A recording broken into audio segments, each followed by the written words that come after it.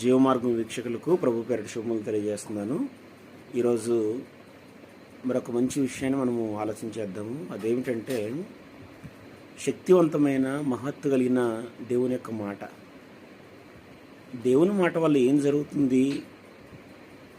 దేవుని మాట లేని వాటిని ఉన్నట్టుగా జరిగించటం మనం చూస్తాము. ఈ సృష్టి అంతటిని దేవుడు తన మాట ద్వారా కలిగించినట్టుగా మనం చూడగలుగుతాం.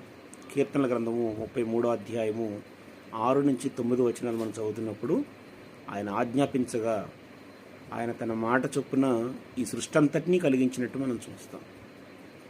కాబట్టి దేవుని మాట వలన సృష్టి కలిగినట్టుగా మనము అర్థం చేసుకోవాల్సిన అవసరం ఉంది. ఎంత శక్తివంతమైన మాటో అది.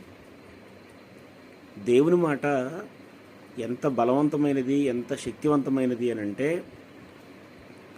బండను బద్దలు చేసే సుత్తె వంటిది కాదా అంటాడు ఇర్మియా గ్రంథము 23వ అధ్యాయం 29వ వచనంలో. ఎంత కఠినమైన హృదయమైనా సరే దేవుని యొక్క మాట వలన అది బద్దలైపోతుంది అంటున్నాడు. మెత్తటి హృదయం అవుతుంది అంటాడు. మెత్తటి హృదయం. కాబట్టి దేవుని మాట వలన ఎంత కఠినమైనదైనా సరే మృదువుగా మారగలదు అన్న విషయాన్ని మనము గ్రహించాల్సిన అవసరం ఉంది. అందుకే దేవుని మాట వింటే మానవుడికి ఎంతో ప్రయోజనమని దేవుడు తన గ్రంథంలో యెషయా గ్రంథము 48వ అధ్యాయము 17-18 వచనాలు ఏమంటున్నాడంటే, మీరు నా మాట ఆలకిస్తే మీ క్షేమము నది వలె ప్రవహిస్తుంది. మీరు నా మాటలు ఆలకించాలని నేను ఎంతో కోరుకుంటున్నాను. మీరు నా మాటలు ఆలకించిన యెడల మీకు క్షేమము ఎల్లకాలం ఉండాలని ఆయన ఆలోచించి తన మాటల్ని పరిశుద్ధ గ్రంథముగా ముద్రించి మన చేతులకు ఇవ్వడం జరిగింది. ఇంత శక్తివంతమైన మహత్తు కలిగిన దేవుని మాటల్ని, ఈ సృష్టి అంతటినీ కలిగించిన దేవుని యొక్క మాటల్ని మనకు భద్రపరిచి తన గ్రంథంలో రాయించి మనకి ఇవ్వడం జరిగింది. అందుకే ఆయన వాక్యము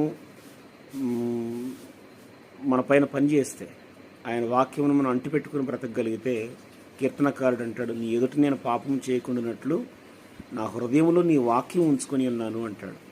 కాబట్టి దేవుని వాక్యము మనిషిని పవిత్రంగా ఉంచగలదు.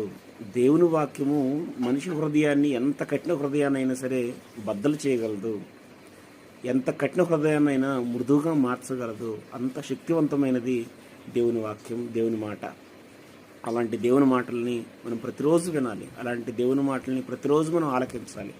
అలా ఆలకిస్తే మనకెంతో ప్రయోజనం కలుగుతుందని తెలియజేస్తూ దేవుని వాక్యాన్ని ధ్యానించాలని మీ అందరిని కోరుతూ సెలవు తీసుకుంటున్నాను. Thank you very much.